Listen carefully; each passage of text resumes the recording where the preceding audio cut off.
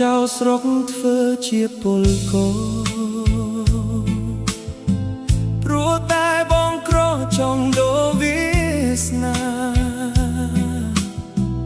សន្សំប្រកាសដើម្បីរៀបការ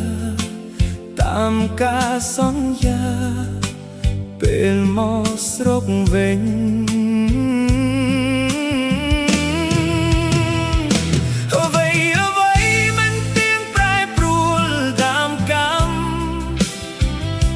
ស្រុកច្រើនឆ្នាំប្រឹងប្រែងធ្វើការចុះពីឡានតាក់ស៊ីឬសំឡេងភ្លេងការអ្នកភូមិប្រាប់ថាការអូនដាណាបងលឺហើយបេះដូងលត់ខុសពីធម្មតាមិនគិតសោះថាអូនដាច់មេត្តា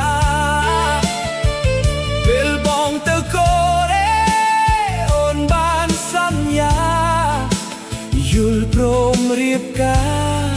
ពេលបងមកវិញ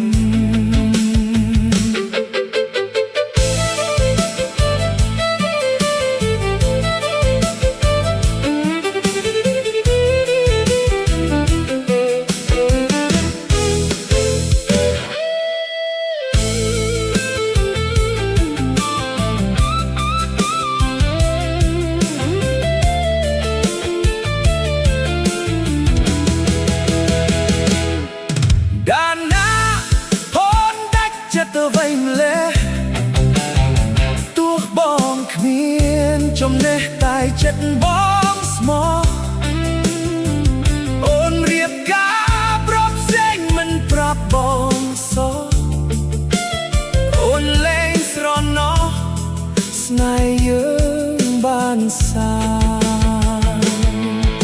សម្បត្តិដែលបានចេញពីមាត់ស្រីคล้ายជាអត់ន័យប្រឡ័យ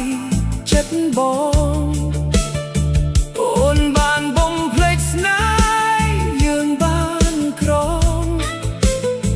នៅក្រុងបាត់ដំបងមុខទៅស្ពានថ្ម